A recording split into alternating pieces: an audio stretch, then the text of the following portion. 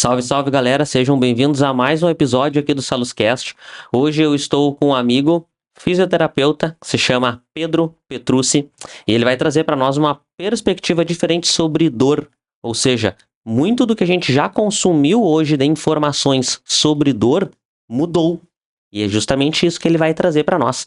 Então, Pedro, já te agradeço muito a presença, né, por tu estar aqui. Tu veio de outra cidade para prestigiar o nosso projeto e trazer teu conhecimento. E já explica aí pra galera, né, por que que esse conhecimento sobre dor vem mudando. Tá, perfeito. Primeiro, quero agradecer o convite do Henrique, né? Desde o do nosso primeiro contato aí, não tive dúvidas de que, né, queria vir aqui poder contribuir e também prestigiar esse baita projeto que ele vem desenvolvendo. E eu acredito que dor, né, é um assunto bem recorrente no nosso dia a dia, né? Todo mundo sente dor, todo mundo já sentiu dor em algum momento da vida ou ainda vai sentir. Mas é sempre importante a gente entender que quanto mais a gente sabe sobre esse determinado assunto, mais fácil é a gente tomar atitudes dentro do nosso dia a dia que nos ajudem principalmente a seguir em movimento, né? Como profissionais do movimento, a gente sempre está incentivando as pessoas a terem uma vida mais ativa, e à medida que elas entendem um pouco mais sobre dor, eu acredito que fica muito mais fácil com que elas sigam em movimento, né? E fazendo o seu esporte, a sua atividade física da maneira que gostam.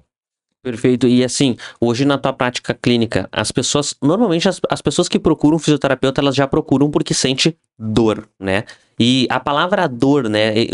O conceito dessa palavra dor, o que que hoje a gente pode explicar pra galera, né? O que que é essa dor? A gente tem hoje já um conceito de dor, né? Que ele é determinado pela IASP, né? Que é a Associação Internacional do Estudo da Dor. E esse conceito ele foi atualizado em 2020, então a gente tem essa última, né, atualização em relação ao como é que a gente pode chamar dor, como é que a gente pode entender ela a partir disso. E com o conceito fica muito mais fácil a gente desmembrando ele, a gente começar a entender cada tópicozinho, cada frase, e isso nos traz um novo entendimento em relação ao que a gente sabe hoje. Então eu até trouxe uma imagem, né, em relação a isso, né? Obrigado aí ao nosso Sou produtor aí, sempre online. sempre ativo, né, sempre prestando bastante atenção.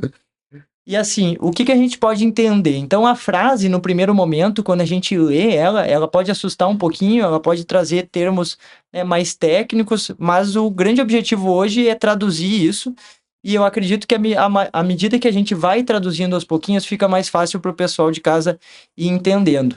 Então, a primeira coisa que eu acho extremamente essencial da gente tocar no assunto e abordar é que dor é uma experiência, né? E à medida que a gente entende que dor é uma experiência, quer dizer que ela vai ser diferente para mim, vai ser diferente para ti, vai ser diferente para o Gabriel. Então, fazendo uma analogia, se a gente for num mesmo restaurante juntos, cada um de nós vai ter uma experiência e vai sentir aquela experiência como uma experiência boa, como uma experiência ruim, por vários fatores que vão influenciar a minha experiência, a tua experiência e a experiência do Gabriel. Então, isso nos traz essa questão que a dor é algo subjetivo.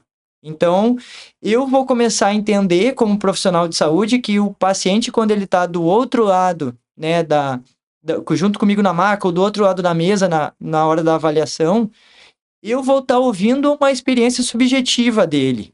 E a gente começa a perceber, né, e esse nosso novo conceito, ele nos traz que toda experiência, então, ela é real, né? Não tem como alguém estar inventando algo que muitas vezes a gente ouve dos profissionais de saúde, a dor do fulano é uma invenção da cabeça dele. Não, toda experiência de dor, ela está acontecendo. O que que a gente entende? Que a dor, ela vai ser uma experiência sensorial e emocional. Então, física e emocional, para traduzir um pouquinho mais esse conceito de sensorial. E à medida que a gente enxerga aquele E ali no meio do sensorial e emocional, quer dizer que as duas coisas estão acontecendo juntas.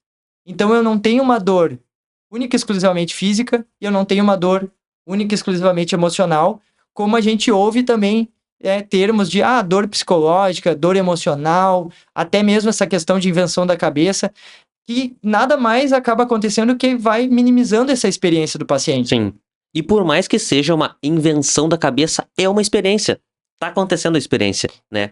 E, cara, acho muito massa tu entrar nessa seara, assim, da subjetividade, porque a gente entendendo essa complexidade e essa subjetividade, tu, como fisioterapeuta profissional que vai ter que ser empático, se colocar no lugar da pessoa para ter essa escuta ativa e tentar manejar, como que tu trabalha isso?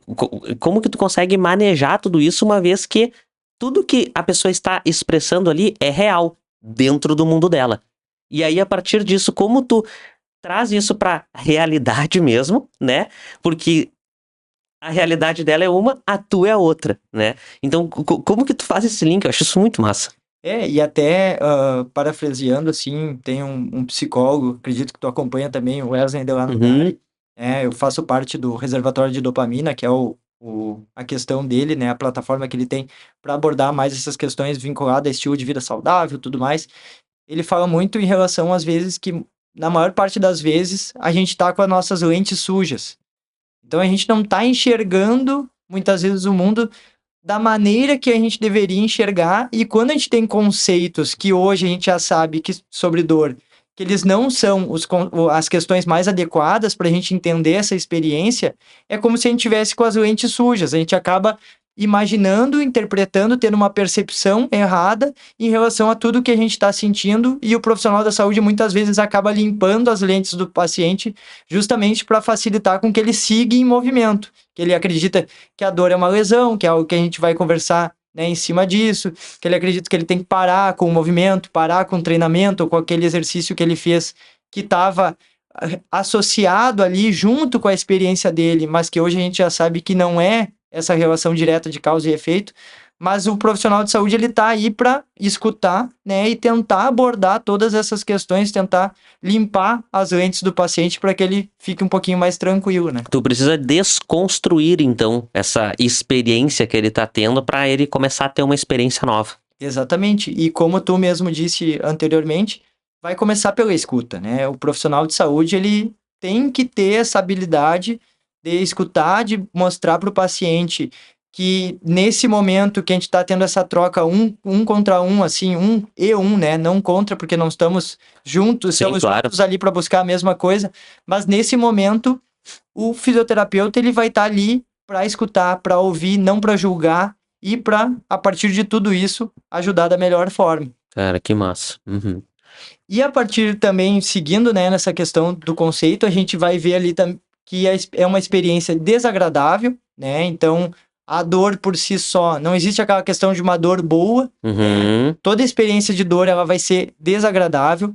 Se tu tá sentindo algo e não está sendo desagradável, é uma outra sensação que está acontecendo ali em relação ao que tu tá praticando, a experiência que tu tá sentindo.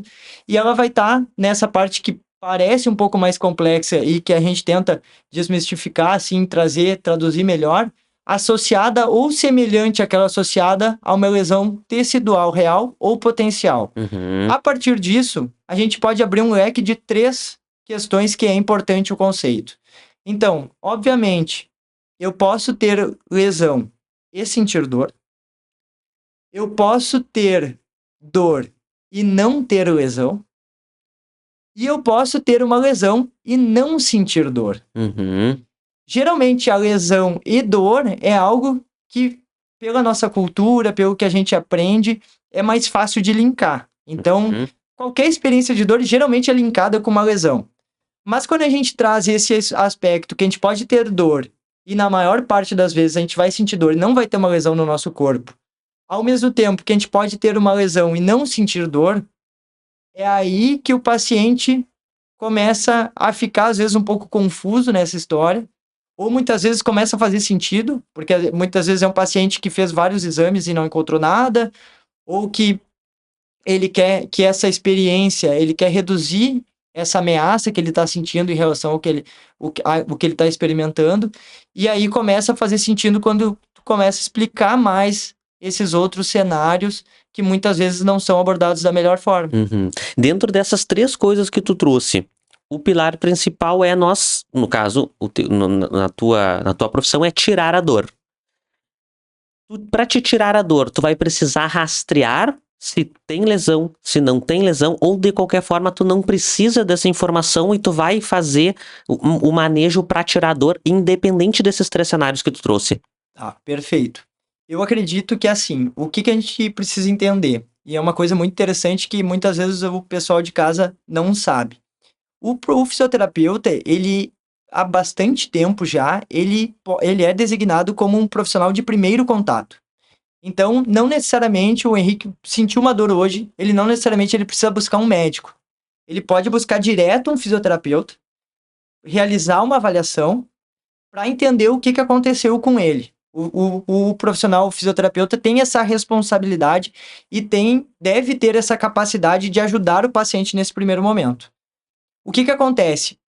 Como grande parte, e muitas vezes os pacientes chegam até mim como um profissional de primeiro contato, essa responsabilidade ela é muito grande. Porque nessa hora, o que eu vou precisar fazer? Eu vou precisar escutar a história dele, né? Constantemente a gente vai estar tentando formar um quebra-cabeça para ver se tudo se conecta.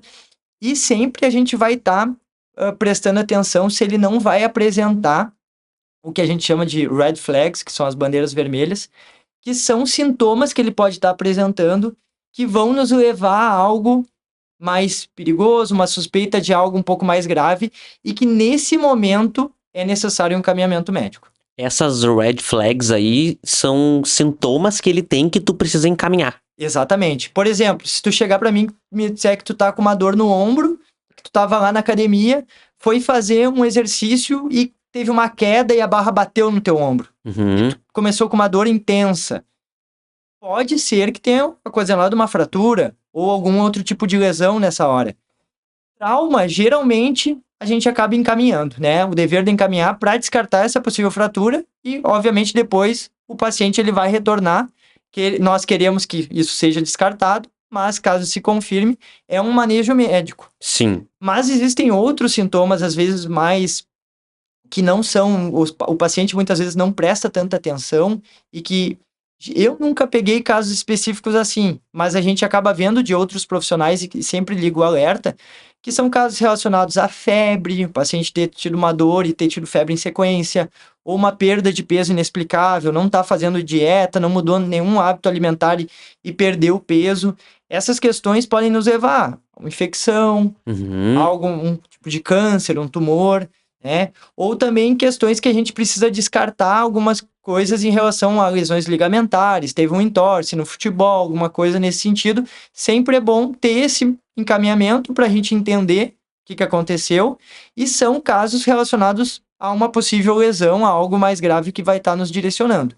Descartado isso, e é algo que a gente consegue na própria avaliação, no exame clínico, tá fazendo na escuta, vendo, aí a abordagem vai cair mais para esse lado, mesmo mencionou assim, da gente ter esse olhar mais para dor, para ver o que aconteceu, entender o contexto de vida do paciente, que é uma palavra que fecha muito com essa questão da experiência. Cada um tem um contexto, e tentar mapear quais fatores que podem estar influenciando na dor que o paciente está sentindo. Nessa primeira procura que ele tem, até levando em consideração a subjetividade dele, o que daqui a pouco tu como profissional vai considerar aquela avaliação do paciente, tipo assim, ó, eu tive o trauma, né, caí, bati o ombro e eu estou com uma dor intensa. Como é que tu mensura? Porque daqui a pouco o intenso pra ele não é o mesmo intenso pra ti. Como que tu faz essa classificação da intensidade dessa dor que ele tá sentindo? Perfeito. A gente usa muito a escala EVA, né, que é a escala analógica de dor, para mensurar no 0 a 10, quão intensa a experiência de dor ele está sentindo, sendo 0 nada de dor e 10 a pior experiência que ele já sentiu na vida. E geralmente existem algumas características da dor que também nos ajudam a guiar algumas questões. Ele diz que é uma dor fisgada, né, ou uma dor, uma ardência, a localização da dor, se é uma dor que permanece só na articulação, se ela vai para demais membros, se é uma dor que acaba atrapalhando, gera uma maior incapacidade para ele, que ele não está conseguindo realizar movimentos do dia a dia. Muitas vezes perguntando assim numa escala, de 0 a 10, quais são as atividades que tu mais está sentindo que tá te atrapalhando, que tu não tá conseguindo fazer? Isso aqui eu não tô conseguindo fazer de jeito nenhum. Isso eu tô conseguindo fazer mais ou menos. tá tendo algum episódio de dor noturna, que geralmente é algo que nos preocupa mais em relação ao prognóstico do paciente, não necessariamente em relação a essas questões de red flags que a gente estava comentando anteriormente, Sim. mas geralmente atrapalhar o sono, vai acabar influenciando em outros aspectos que a gente vai conversar também, e tudo vira uma bola de neve.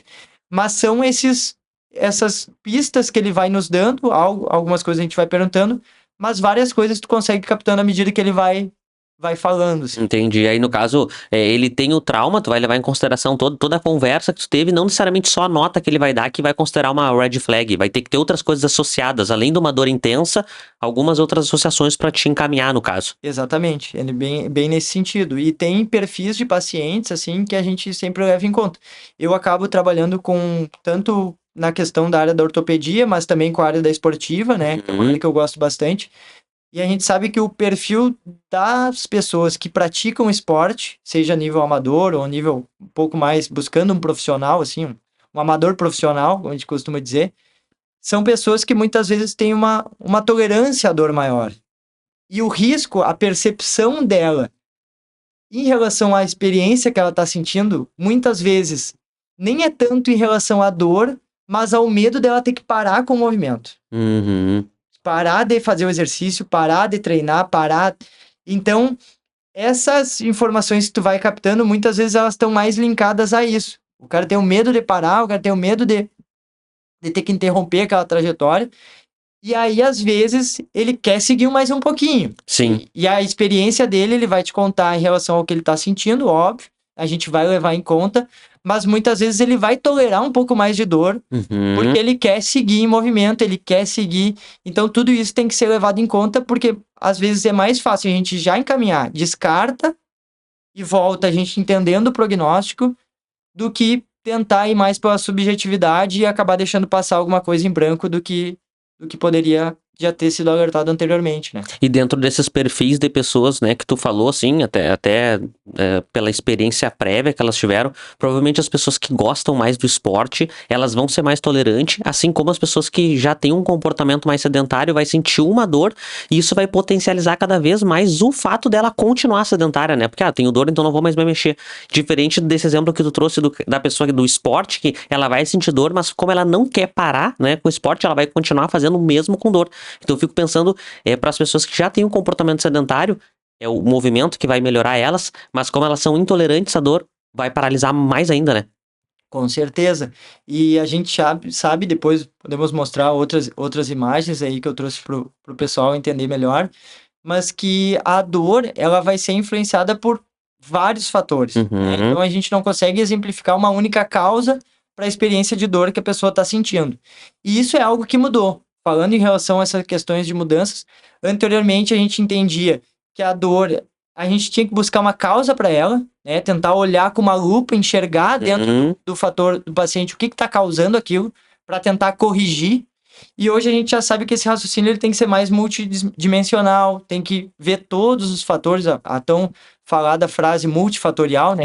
Sim. E os pacientes que geralmente são mais ativos, eles vão ter essa maior tolerância e muitas vezes eles vão acabar, à medida que o exercício vai fazendo, né, essa analgesia do sistema dele, ele vai acabar se movimentando, muitas vezes ele vai deixando se levar por isso, né? A analgesia, para o pessoal entender, é a diminuição dos sintomas aí da dor. Exatamente. O exercício tem esse potencial, então muitas vezes a pessoa por estar ativa fisicamente, isso vai acabar influenciando. Vamos avançar na imagem aí.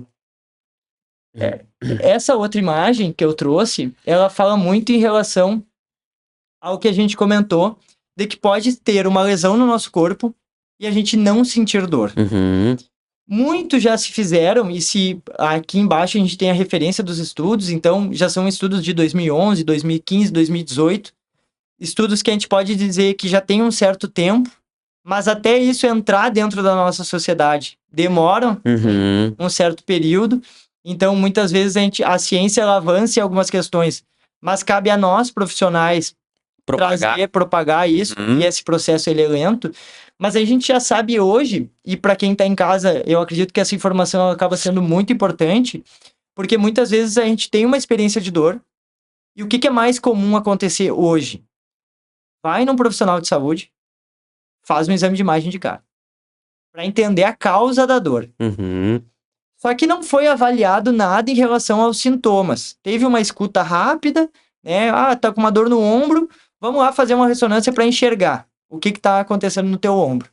Só que hoje a gente já sabe, e todos esses dados que estão aqui, eles são em pessoas assintomáticas, então que não apresentavam dor quando fizeram o exame, e vários dos achados que muitas vezes a gente acreditava que estavam presentes em pessoas com dor e que aquilo era a causa da dor, também estão presentes em pessoas sem dor. Então, o que isso nos traz? Que eu não posso fazer essa relação de causa e efeito de uma maneira tão linear Sim. e sair procurando com uma lupa, enxergando tudo que está acontecendo com o nosso corpo. Porque tem muitas questões genéticas, tem muitas questões principalmente ligadas com o nosso envelhecimento. Então, nós vamos ter alterações na cervical, alterações no ombro, alterações na lombar, alterações no quadril, no joelho, que vão estar presentes em pessoas sem dor. Uhum. Muitas vezes elas não vão saber, porque elas nunca realizaram um exame, mas às vezes elas realizam um exame, e elas estão com uma experiência de dor por algum outro, né, uma complexidade de outros fatores, e que foi colocado aquele rótulo nela. Ah, não pode agachar porque tem artrose no joelho. Não pode fazer alguma coisa porque tem uma degeneração no disco. Então, por exemplo, trazendo um dado mais importante, assim, alguma coisa que assusta, mas no sentido que mostra o quanto isso é presente em pessoas sem dor, 96% das pessoas que foram nesse estudo realizar uma ressonância e tinham 80 anos de idade, tinham uma degeneração discal e não tinham dor. Então, praticamente 100% das pessoas. Imagina. Uhum. E muitas vezes isso é dado como um rótulo para a pessoa que ela vai carregar o resto da vida, vai mudar o comportamento dela, e que, se a gente sabe o que deve ser feito nesse momento, na maioria das vezes a gente nem prescreveria um exame de imagem para ela. Uhum. Porque não tem nenhuma suspeita de algo mais grave. Então a gente tem que guiar de outra forma. Isso aumenta custo, um exame de imagem mal prescrito, aumenta o medo do paciente em relação ao que ele está sentindo, pode aumentar a intensidade de dor, e muitas vezes vai modular o comportamento dele por uma vida inteira ou por um período de tempo que acaba atrapalhando, né? Perfeito. Cara, muito bacana tu ver como, como tu falou, né? A ciência, ela vai furando a bolha, aí os profissionais vão tendo acesso a esse conhecimento e é o nosso papel propagar isso agora para as pessoas conseguir modificar aos poucos o que elas aprenderam antigamente, né, sobre dor, para agora continuar seguindo a vida sem ter uma sentença, né? Porque tem gente que, meu Deus, tô com isso, agora é uma sentença, agora não posso mais fazer isso, não posso mais fazer aquilo. Então, muito bacana. Com certeza. E o exame de imagem, assim, se o paciente ele não tem um plano de saúde, ele não tem algo que pode ajudar na questão dos custos, ele é um exame caro. Uhum. Né? Então, eu sempre penso isso e eu acho que essa é uma forma boa de explicar para o paciente e de, entre aspas, vender isso para ele. Porque uma ressonância hoje custa quase R$1.000, né? Particular, pelo menos lá na minha cidade. Uhum. Imagina tu prescrever um exame para o paciente que, para minha conduta, não vai mudar nada, porque eu vou continuar interpretando, entendendo a experiência dele e guiando ele dentro desse processo, independente do resultado do exame. E muitas vezes, certamente, vai aparecer alguma coisa no exame. Sim. Porque é uma foto, né? Vai aparecer ali alguma coisa, só que eu não posso dizer pela foto dele se ele tá triste, se ele tá feliz, porque aquele exame conta que ele tá envelhecendo. Claro. Mas não necessariamente tem tanta relação com a dor que ele tá experimentando.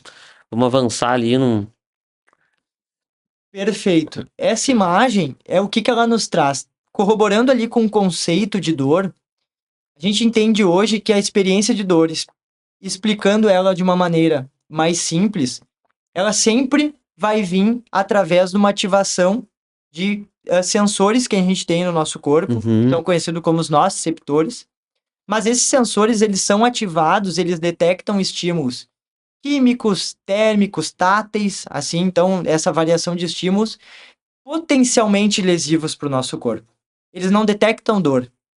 E isso é uma coisa que o conceito ali, ele nos traz, que é diferente essa questão de tudo que o nosso corpo detecta do que realmente o nosso corpo vai interpretar como dor. Então, todos os estímulos que estão na periferia, eles vão subir, vão até a medula, depois vão subir a nível do sistema nervoso central. Muitas vezes, eles podem ser mediados ali pela medula e nem chegam a subir ali, porque a gente tem a capacidade, o nosso corpo tem a capacidade de inibir o estímulo ali, mas quando chega no cérebro, lá que vai acontecer como se fosse uma central de comando, vai ter vários fatores que vão influenciar e que vão dizer se pro Henrique e pro Pedro, nesse contexto dele, vale a pena sentir dor.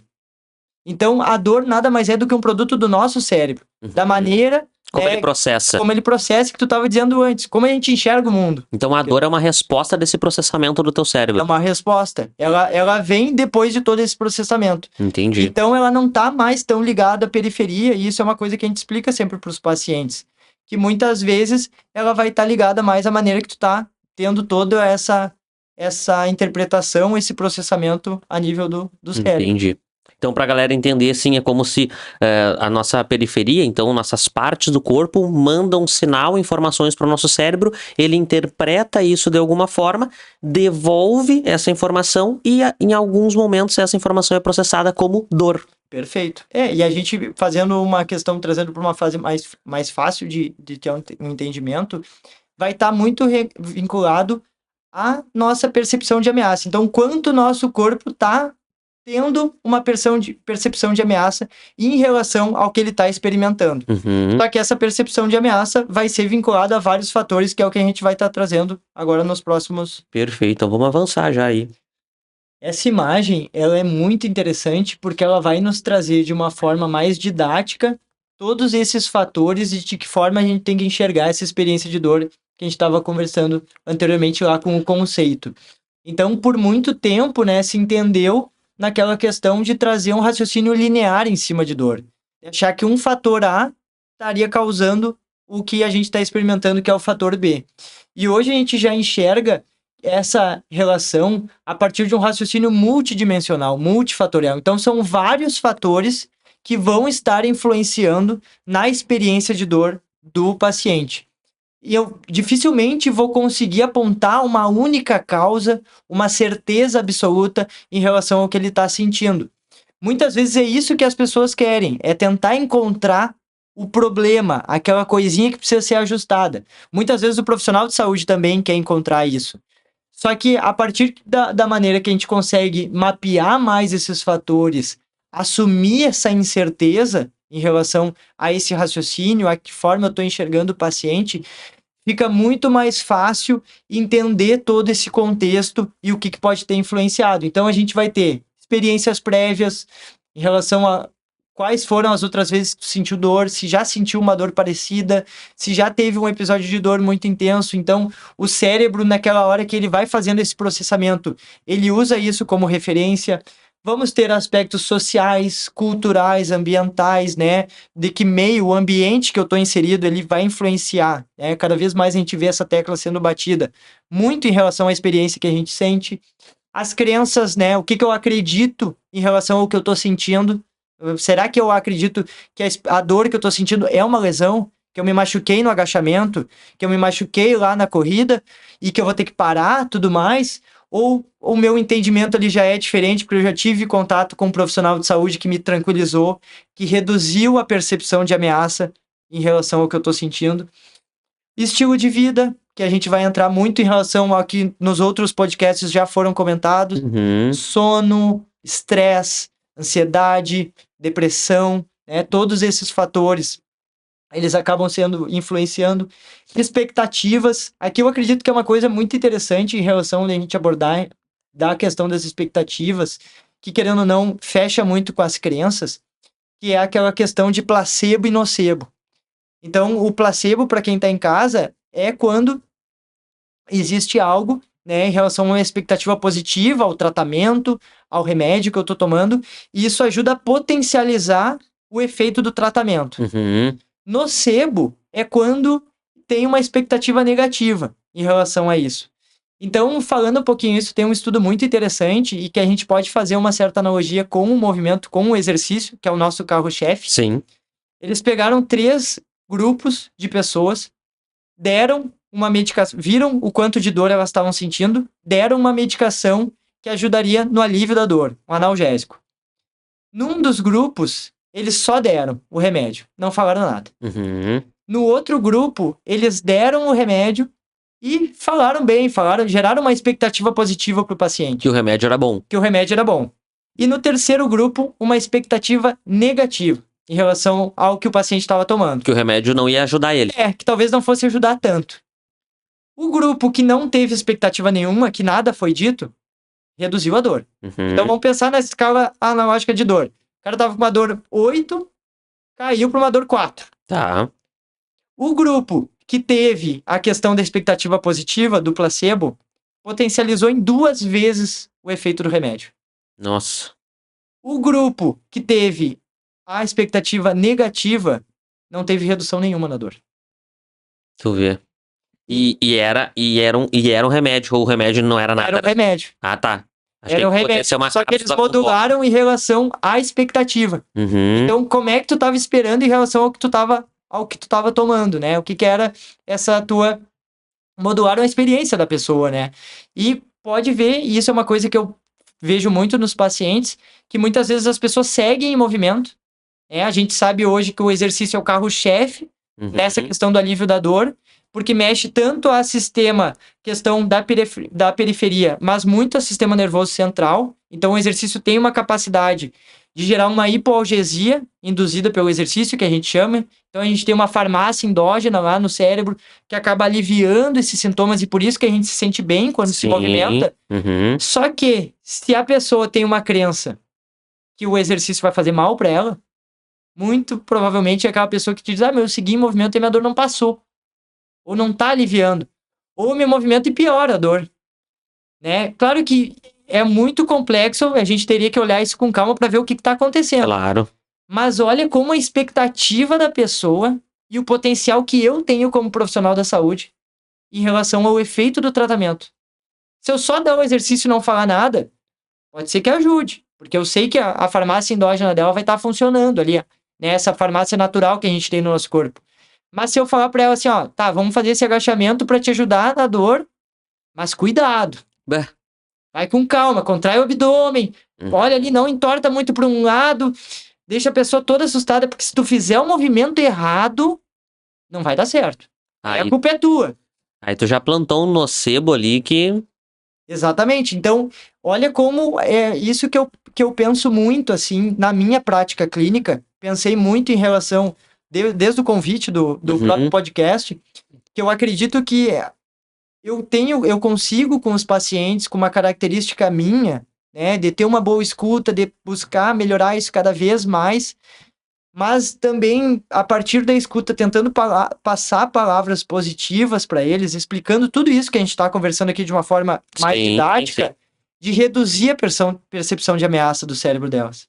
Uhum. Então, às vezes, o cara tá com a dor ali, a gente vai ter que seguir trabalhando, ele vai ter que voltar pro movimento, ele sai mais tranquilo. E muitas vezes ele pode sair já com uma dor mais leve, só em função da ameaça do cérebro dele, ele diz, não, tá tudo bem. Tem solução. E dependendo da tua conduta, ele pode ser bem pior, né? Porque certeza. Daqui a pouco, em vez de tu utilizar as tuas ferramentas para ter esse efeito positivo, tu vai daqui a pouco criar vários nocebos, gerando uma bola de neve ali que vai piorar cada vez mais, né, o sintoma. Com certeza. Isso é uma das coisas mais difíceis, assim, na prática clínica, né? Porque pega as pessoas ativas fisicamente, claro que elas querem seguir em movimento, né? E eu acredito que muitas vezes difere ou do conhecimento dela, ou quem que ela buscou primeiro, se um profissional que ajudou ela a seguir em movimento, ou um profissional que acabou assustando ela. Mas a gente fazendo uma analogia com o que a gente já conversou, se eu mal escuto a pessoa, já prescrevo um exame de imagem, ela olha para o laudo, sabe que a vizinha, o amigo, o marido tinha o mesmo problema, né? Reagiu de uma forma, ela já cria toda uma expectativa negativa, sendo que poderia esse exame talvez nem ser prescrito em muitos casos, né? Ou já ser abordado isso de uma outra forma. Então é uma bola de neve, como tu mesmo disse, que acaba só aumentando à medida que o tempo vai passando, né? E aí outros fatores também que a gente pode ver, assim, o próprio comportamento motor, fatores cognitivos, comportamentais, psicológicos e emocionais, né, que a gente vê muito tudo, vocês vão vendo que tudo vai se costurando, né? Sim, Não é uma tá coisa, tudo junto. assim como tá ali na imagem, os fatores vão se costurando. E as aferências sensoriais, química, térmica e mecânica, que é isso que eu estava comentando em relação a como que o nosso corpo detecta esses estímulos. Então, a lesão, muitas vezes, quando ela está associada com a dor, ela vai entrar nisso, né? O Uhum. corpo está sentindo uma aferência de algo que está gerando uma inflamação, que está gerando algo que vai perpetuando um pouquinho mais essa dor, que vai deixando o nosso corpo um pouco mais sensível, mas ao mesmo tempo essas aferências elas vão estar envolvidas quando a gente não tem dor também, porque tudo começa por aqui, mas vai terminar com a nossa interpretação em relação ao que a gente sente. Eu acho essa imagem muito bacana porque ela é extremamente didática, né, para as pessoas entenderem a complexidade. E o Gabriel até coloca na tela aí pro pessoal ver melhor. Mas o que eu acho mais bacana dessa imagem é que cada cor dessas representa, né, uma coisa. Então, você que está em casa aí olhando, se vocês olharem ali, cada bolinha colorida representa alguma coisa. Então, por exemplo, o cinza lá são fatores sociais, né? Tudo que o Pedro já falou. O roxinho ali. O roxinho não, o azulzinho ali, ó, fatores contextuais, né? O vermelhinho, o rosinha ali, lifestyle e comportamento. O amarelo mais forte ali são lesões ou patologias. Aí depois a gente vai pro roxo ali, que é a nocicepção, a detecção da nocicepção e como que acontece todo esse processamento, né? Que o Pedro já tinha falado daqueles sinais, né? Que a gente recebe na periferia e chega até o cérebro. Depois, fatores biomecânicos, que, enfim, cada um também vai ter seus fatores. Fatores psicológicos, né? Que tu falou, que é o azulzinho mais clarinho. E o amarelo mais clarinho lá, fatores individuais. E tudo isso a gente consegue ver na imagem, que são vários risquinhos se conversando entre todos. Tudo isso gera a cor branca, que é a dor. E essa dor já vai mexer na qualidade de vida e em tudo que a gente vem conversando. Então, acho que essa imagem sim, é a base da nossa conversa para as pessoas entender que não é tão simples quanto parece, né? E eu acho que essa imagem, ela tem um poder educacional muito grande para as pessoas terem mais cuidado na hora de tentar classificar, avaliar, olhar a lesão de uma forma diferente, né? Com certeza. E as pessoas elas começam a ter, quem está em casa, começa a ter essa percepção melhor de muito do que a gente vê hoje, né? Seja nas redes sociais, seja com próprias consultas com profissionais de saúde, que, né, infelizmente a gente vê hoje muitos tratamentos que a gente sabe que não funciona e que vão trazer uma abordagem muito diferente do que essa, né, que hoje a gente entende como a mais atual, a mais adequada, né? Sim. Óbvio que tudo isso vai mudando, mas é o que a gente tem de embasamento hoje. Dá empoderamento para quem está em casa de começar a perceber isso de uma outra forma e ver como cada fator tem uma associação. Tudo importa, né? Tudo importa e tudo tem uma parcela em cada contexto, em cada experiência, que entra muito no que a gente comentou da experiência do restaurante. Cada um de nós vai dizer, né? Não gostei por causa disso, daquilo. O outro vai dizer assim, mas eu gostei. Então, tem que escutar o paciente. Eu acredito que e o paciente tem que ser escutado. Né? Ele tem que ter esse momento de fala para que a gente busque ao máximo tentar entender, né? Perfeito. Vamos avançar aí no próximo tu até tinha comentado já em relação ao exercício, né? E como que daqui a pouco tu faz esse manejo, né? Na tua prática, né? Com o exercício daí. Perfeito. Eu tenho recebido alguns pacientes, assim como a gente comentou, em relação a isso de ser um profissional de primeiro contato, né? E eu sempre trabalho em relação a essa responsabilidade que a gente já comentou anteriormente, mas o contexto, quando a gente fala em relação a pessoas ativas fisicamente, né, eu acredito que é muito importante trazer essa visualização para o paciente de todos esses fatores dentro do contexto dele. Né? Eu gosto muito dessa palavra, porque a gente vai entender a realidade dele naquele momento, naquela semana, naquele dia, em relação a tudo que ele está sentindo. Então, é bem para a gente trazer uma analogia, né, trazer um exemplo mais prático. Por exemplo, um agachamento, a pessoa foi lá, estava no seu treinamento, estava no CrossFit, né, atendo muito pacientes que acabam treinando no CrossFit também, que é um baita de um esporte. Acho que é sempre bom a gente falar sobre isso, que tem vários mitos também, acho que dá um podcast inteiro só desmistificando o CrossFit. Mas em relação a pessoas que estavam em movimento, foram fazer o exercício, sentiram dor. O que a gente vai tentar mapear de alguns fatores que podem ter influenciado e não causado, então todas essas questões interagindo entre elas, para ela ter experimentado dor. Muitas vezes ela teve um aumento abrupto de demanda no exercício, então se a gente faz uma contração demasiada na nossa musculatura, o nosso corpo pode interpretar como algo potencialmente lesivo, não é uma lesão, mas ele entendeu como uma ameaça, ele fez uma contração, isso ativa os nossos receptores, chega lá em cima no nosso cérebro, e aí acaba tendo essa interpretação, junto com uma fadiga excessiva, às vezes o cara estava numa semana de treinamento muito intensa, resolveu aumentar o peso ali porque estava se sentindo bem, teoricamente, né? Tava numa semana de alto nível de estresse, que é algo, hoje em dia, cada vez mais a gente vê as pessoas se preocupando com o estresse, esse manejo do estresse, mas também muito presentes na nossa vida, e com uma privação de sono, por exemplo. Então, o cara não tá dormindo bem, né? Ele tá muitas vezes a gente acaba não percebendo o quanto o sono tem essa importância, e tudo isso acaba interagindo em deixando o corpo dele com uma maior probabilidade de sentir dor. E o agachamento ali foi só a gota d'água. Entendi. Foi só o gatilho, não foi a causa. Ah, vou ter que abandonar o agachamento, vou ter que abandonar esse exercício novo.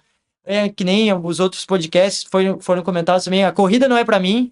Sim. Vou ter que parar com isso. Muito em função dessa interação que, na maior parte das vezes, o paciente não enxerga. Entendi.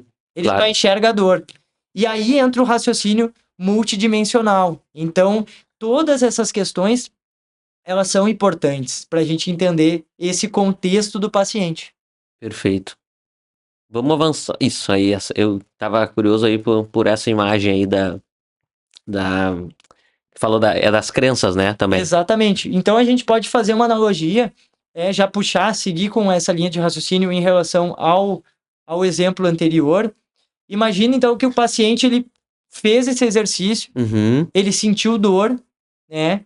A dor, como mostra ali no começo, ela foi influenciada fatores sociais, né? A experiência do paciente, o sono ali, que eu acho que dá para fazer esse gancho novamente com o sono, que é muito interessante essa questão, assim, do sono, que as pessoas que dormem mal, elas têm uma maior atividade e uma área específica do cérebro delas que é responsável por nos dizer a característica da dor, a intensidade da dor, né?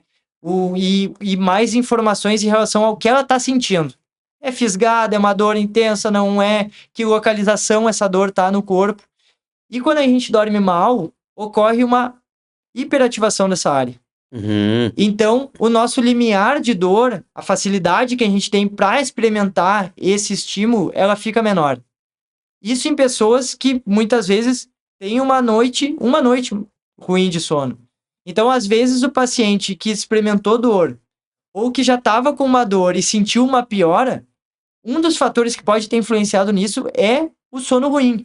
Seja na sua qualidade, né? Seja muitas vezes a questão da duração do sono, ou é um cara que já está privado de sono há muito tempo. Não percebe o quanto isso é importante. Então, eu poderia explicar pra galera que quando tu dorme mal, essa região do cérebro que tem essa função e essa responsabilidade de fazer esse monitoramento da dor, quando tu dorme mal, essa região ela não trabalha direito. Ela fica mais sensível. E aí ela erra a interpretação dela. Ela não consegue fazer uma boa avaliação do que realmente está acontecendo contigo. Exatamente. E a gente entende hoje já também que, por exemplo, trazendo numa frase mais simples, pessoas que dormem mal têm uma maior chance de sentir dor, de uma dor que ela já sente ficar mais intensa, ou da dor que ela está sentindo permanecer por mais tempo do que deveria. E aí é o que a gente considera uma dor crônica, que ela dura mais do que 3 meses, fora outras alterações que muitas vezes vão estar presentes a nível do sistema nervoso central, que acontecem, né, em pessoas que sentem dor há mais tempo. Mas ele acaba sendo algo que a gente tem que manejar dentro disso, porque pessoas que sentem dor muitas vezes dormem mal, e quem dorme mal, na maioria das vezes, sente dor. Entendi. Nesse sentido, tem essa maior probabilidade de sentir dor. Então, vira um círculo vicioso que a gente precisa quebrar. Mas trazendo para essas questões das crenças, imagina que a pessoa foi lá, fez um agachamento, sentiu dor, né? Vamos dizer que ela fez um exame de imagem ou não, mas ela tem uma crença que ela tem uma degeneração discal, que ela tem uma lesão na coluna dela. Essa é o mindset, é esse primeiro pensamento, essa primeira, né, a noção que ela tem em relação ao que ela está sentindo. A causa ali que traz embaixo, a maneira que ela identifica a partir do que ela está sentindo, seria, eu tenho uma lesão, né? Ela tem que proteger aquilo, ela tem que gerar essa questão. A consequência vai ser ela se afastar. Ela tem um maior nível de incapacidade. Então, ela vai se afastar do esporte, né? Ela vai se afastar das atividades que ela sentia. E ela vai acabar sentenciando isso como algo fixo na vida dela. Então, como tu disse antes, vou ficar com isso aqui o resto da minha vida. Então, vira uma sentença, Sim. né? Uma plaquinha que ela carrega. Aham. E a questão é que ela pensa assim, é só cirurgia ou não tem cura isso aqui. Só dela ter esse tipo de pensamento, e que por mais que pareça algo extremo, é comum, E aí, na percepção dela, é real. é real, Tá acontecendo. exatamente. Isso vai gerar o comportamento dela. Então ela vai vai mexer no trabalho dela, vai parar com a atividade física, vai proteger mais, então não vai dobrar a coluna, vai acabar contraindo mais a musculatura do core, vai acabar gerando essa proteção. Isso vai gerar uma resposta emocional nela, estresse, ansiedade, medo, vigilância, uma própria depressão em casos mais graves.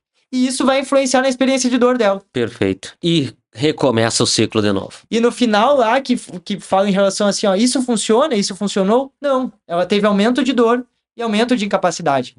Então ela entra num ciclo que a gente precisa quebrar.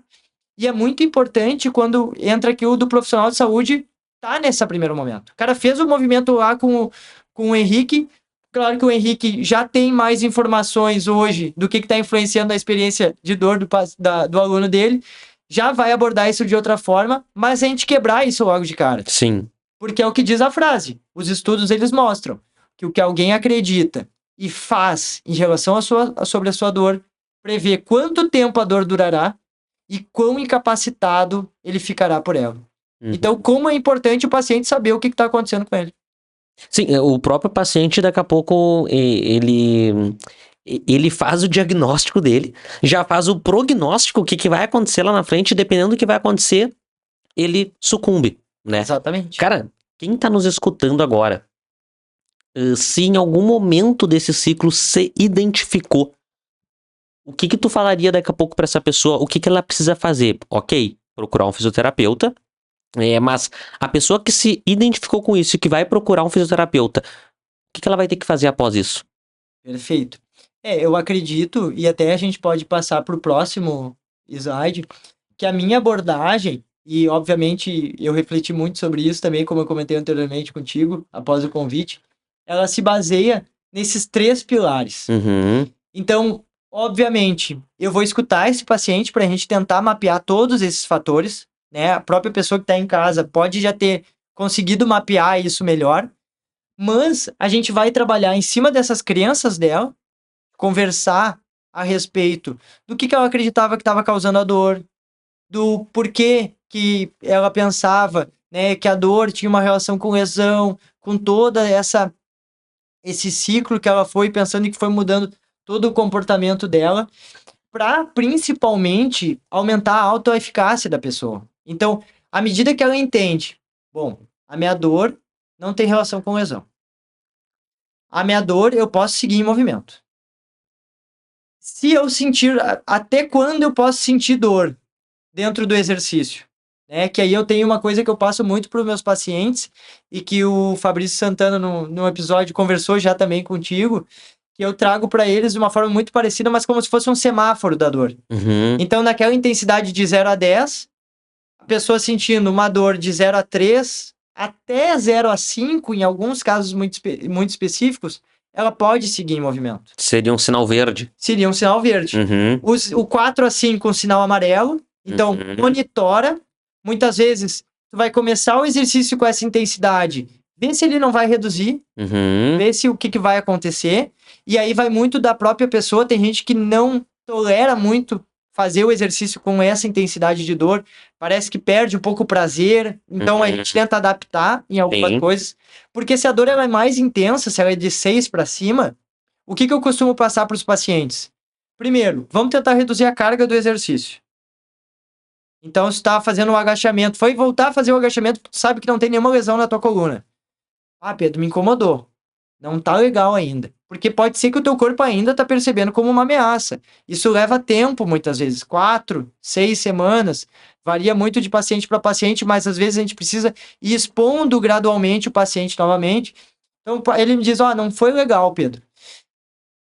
Reduz a carga. Reduzir um pouquinho a carga. E às vezes é uma coisinha pouca. Já saiu melhor. Então a dor caiu lá embaixo, segue se movimentando.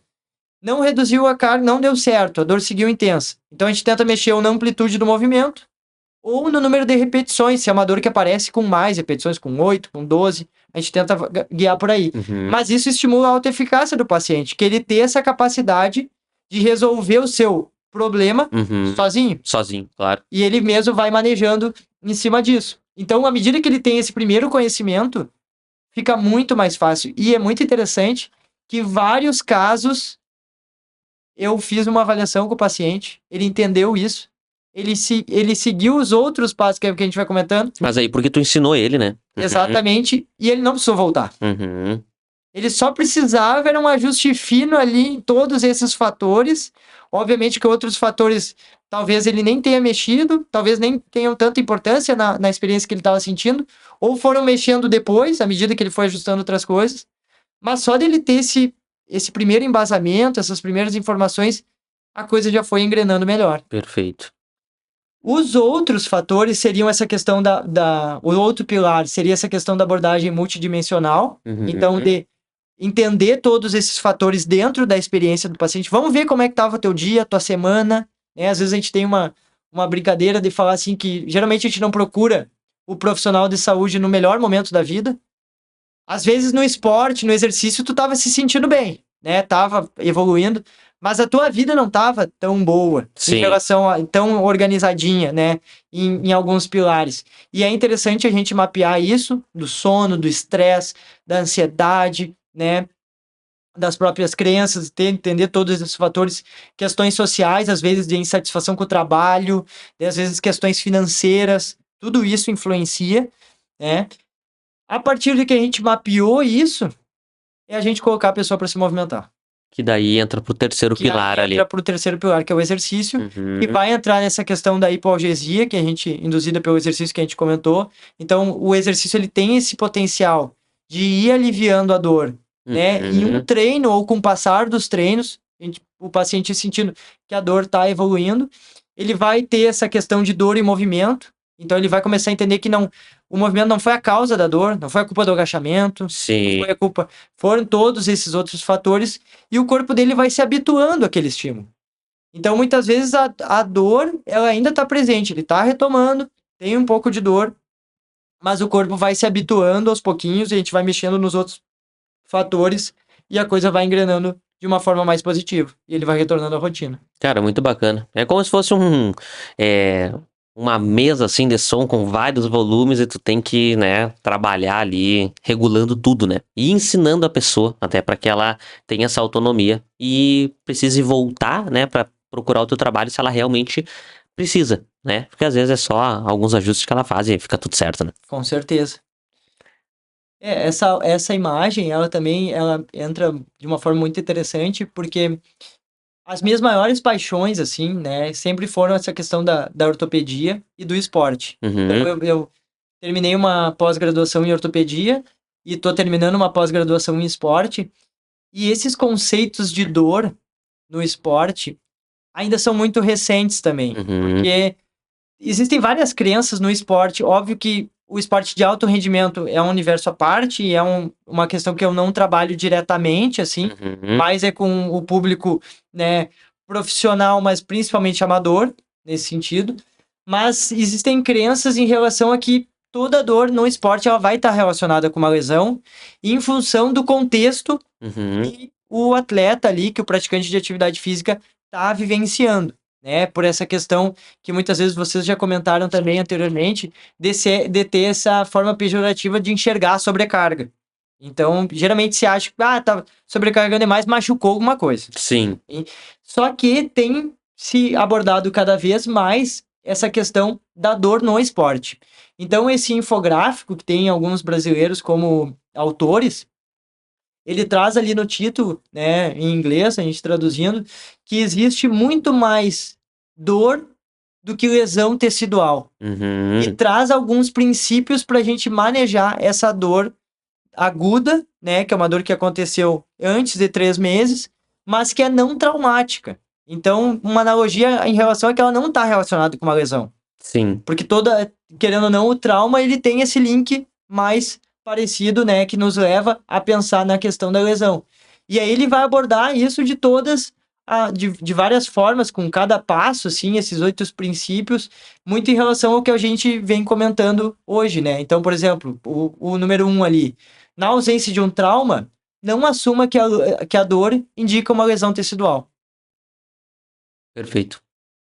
No número 2, que já fecha com esse, não use exames de imagem, não prescreva exames de imagem, a não ser que exista uma suspeita de algo mais grave, de uma patologia ou algo que pode ter acontecido com o paciente, ou se o exame de imagem vai mudar diretamente o cuidado com o paciente.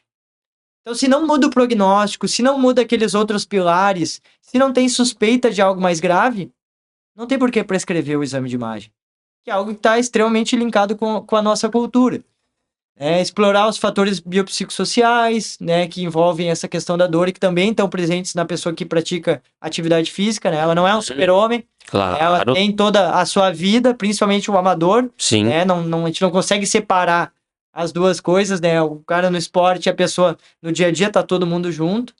E em cima disso, aí tem os outros fatores também, os outros princípios que ele nos guia, de trazer mensagens positivas no exame, no tratamento da pessoa, que vai entrar muito em relação à questão de trazer essa nova forma da pessoa enxergar de uma maneira que ela veja que tem um caminho, que ela não vai precisar parar de realizar o exercício físico, né? Reduzir essa percepção de ameaça.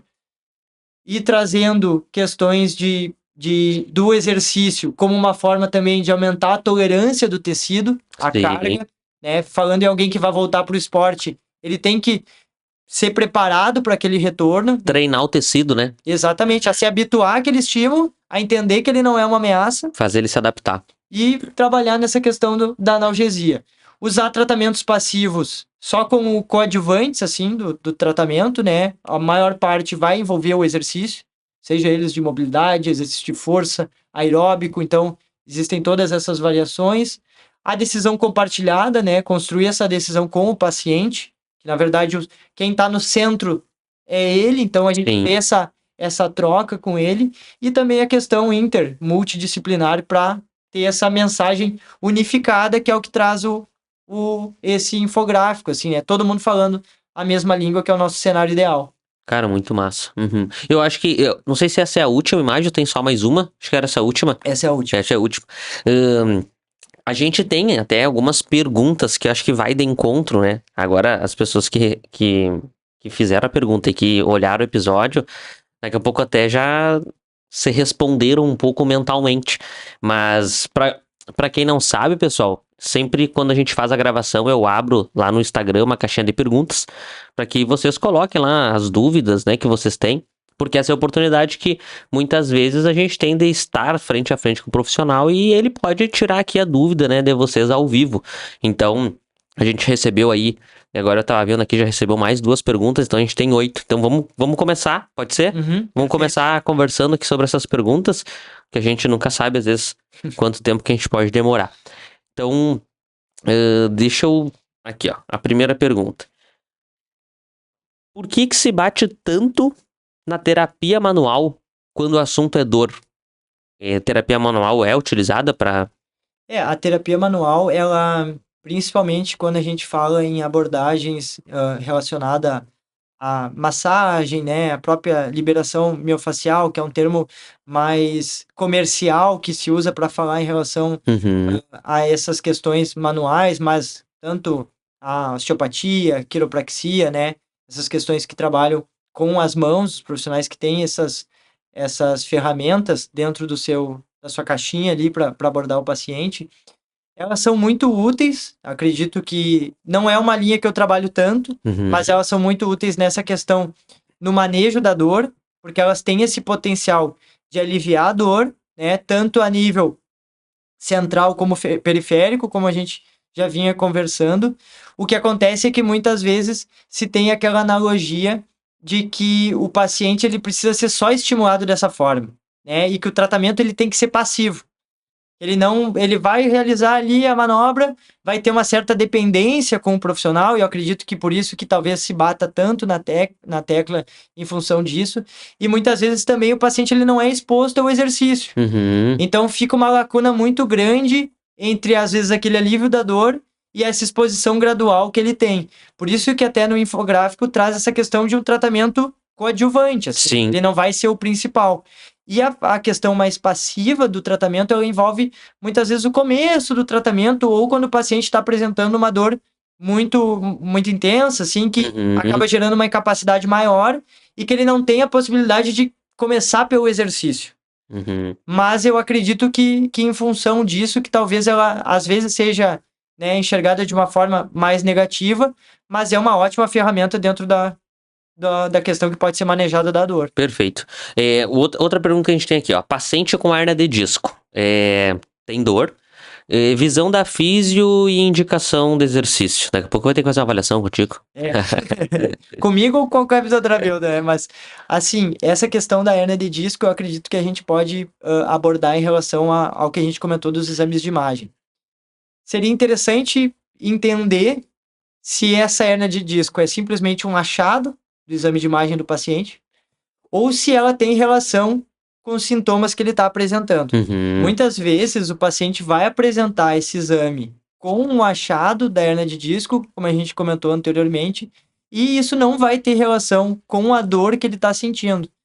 E na medida que a gente conseguir, seja numa avaliação, né, poder enxergar que não existe essa relação tão direta, o paciente ficar mais tranquilo em relação a isso, os exercícios ele não vai ter restrição nenhuma de ter que proteger a coluna por causa de um achado no exame de imagem. Então é seguir a vida normal, tocando normalmente e se mantendo ativo, que é o mais importante. Show de bola.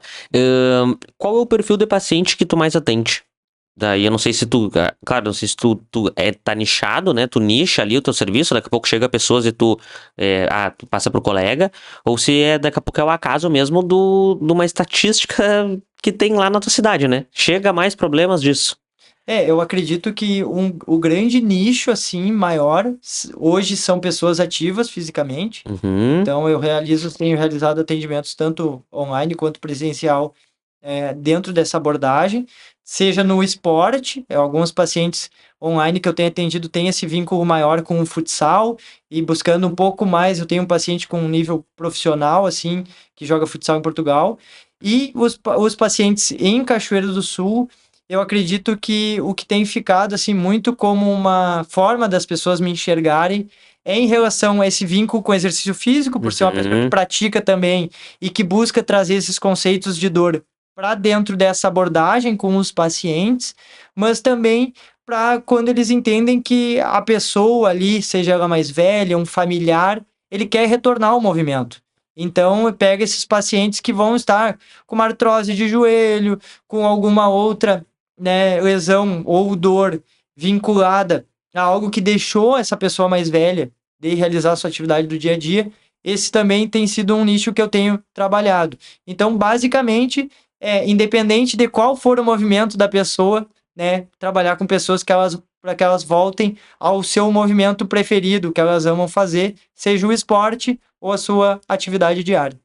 A outra pergunta que a gente tem aqui é, tipo, qual seria uma abordagem que tu faria, ou se tu tem que encaminhar paciente com uma fibromialgia, que poliqueixoso, no caso, ele tem várias queixas, né? Se já aconteceu ou o que que tem que fazer, né? Eu acredito que esse tipo de paciente, né, por ser uma dor crônica e uma dor que muitas vezes acaba acarretando várias crenças que ou os profissionais de saúde que não são tão preparados acabam passando para o paciente.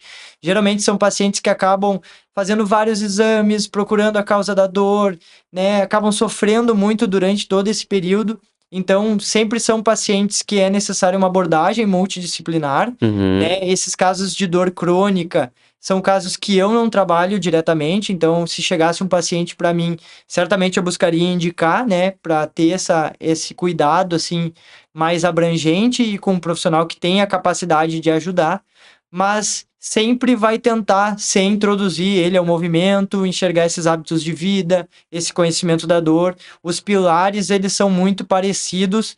Independente da dor e das características que a pessoa está sentindo, eu acredito que a gente tem que se basear muito por aí. Bacana. A próxima é, qual é o teu maior desafio, né, na hora de orientar o paciente com dor? Essa é uma ótima pergunta. Eu acredito que Isso aí dá mais uma hora de dá mais conversa. uma hora. Mas eu acredito, assim, até uma coisa que eu venho refletindo também anteriormente com alguns casos de pacientes, porque muito como tu comentou anteriormente, o paciente ele já chega com o seu diagnóstico e geralmente quando ele linka essa questão com a lesão, ele já chega dizendo assim: eu sei que essa minha dor é da bursite. Eu sei que essa minha dor da lombar, essa é a dor da hérnia, essa é a dor. Ele fazendo uma analogia que a gente já sabe que não existe esse link tão direto. Uhum. Mostrar esse outro caminho para o paciente é sempre um desafio, né? Porque à medida que vai passando o tempo, o paciente vai tendo essa crença mais forte, é difícil a gente trazer ele para uma outra ideia. O que eu gosto de fazer nesses momentos? Não é tanto bater de frente com ele. Então eu não quero mostrar que ele está errado. Uhum. Eu quero mostrar uma nova forma de pensar. Perfeito. Porque muitas vezes ele vai começar a pensar parecido comigo, aquela criança vai ficar guardadinha ali, horas ela volta, horas não, né? Talvez se ele voltar a sentir dor, ele diz assim: bah, voltou a doer a minha hérnia, voltou a doer a minha. Mas ele já estava entendendo mais esses outros fatores e ele mesmo já linka, então vira meio que um quebra-cabeça. Ele Entendi. tem algumas peças que ele começou a entender de uma forma diferente, que tá ali ele tá no pensamento dele, e tem algumas que vão se apagando aos pouquinhos. Às vezes ele vai ficar com aquela criança ali e a gente tem que ter esse entendimento de ver o quão prejudicial vai ser para a pessoa e se vai valer a pena ou não a gente ficar batendo tanto de frente em algo que eu sozinho muitas vezes não tenho esse potencial. Uhum. Mas eu acredito que essa questão das crianças, ainda mais no dia de hoje, a rede social bombando, Instagram trazendo várias dicas, várias explicações, várias coisas que a gente sabe que muitas vezes tem uma dimensão muito grande e que não está tão em linha com o que a gente entende sobre dor, sobre lesões, sobre movimento.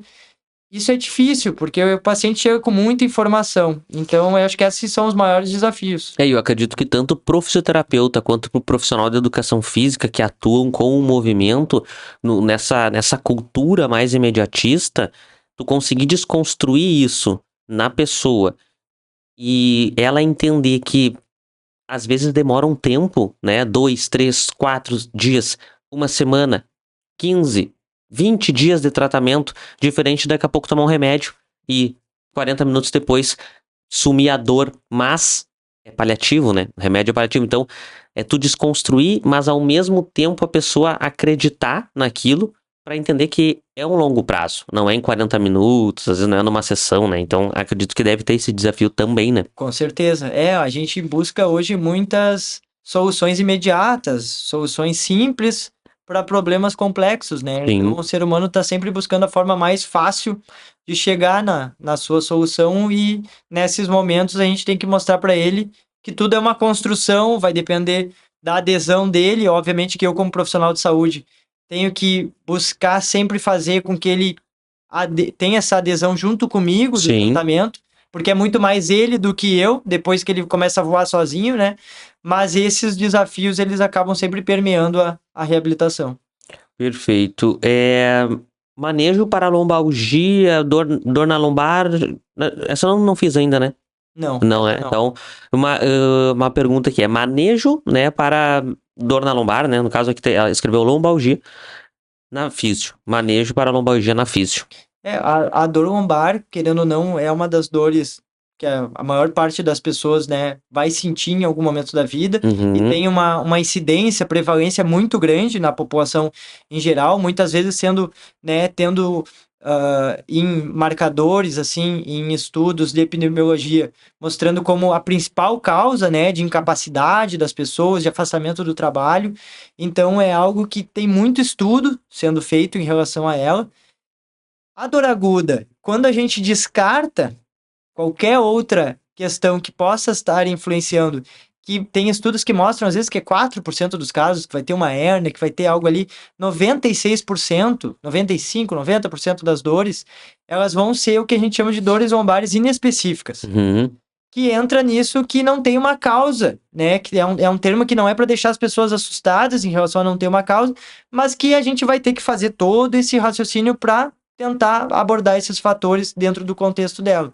Então, vai se basear muito nos pilares que a gente comentou, de ter esse entendimento, de mapear esses fatores e de buscar seguir em movimento, porque a dor aguda ela tem uma história favorável junto com ela. À medida que tu sente a dor, e principalmente a dor lombar, que é a mais frequente, então é mais fácil da gente trazer o exemplo, ela tem uma história natural de evolução que está favorável.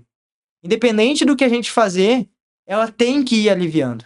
E se a gente tomar esses passos, esses pilares dentro do dia a dia, isso certamente vai criar um cenário muito favorável para entre 4, 6 semanas, mais rápido, um pouquinho mais demorado, mas a coisa vá melhorando e vá evoluindo de uma forma positiva. Nessa mesma linha, uma outra pergunta que tem é justamente isso, é como melhorar minha dor na lombar? Estou parando de me exercitar por dor, ou seja, essa pergunta já vai muito de encontro com a imagem que tu trouxe lá do ciclo.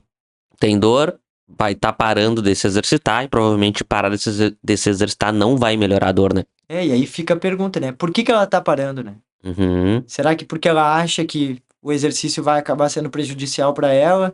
Será que ela acha que existe uma lesão na coluna, né? Claro que essas perguntas abrem um cenário para a gente entender o contexto de cada paciente, Com certeza. sendo poucas informações, mas fica sempre essa dúvida em relação a isso.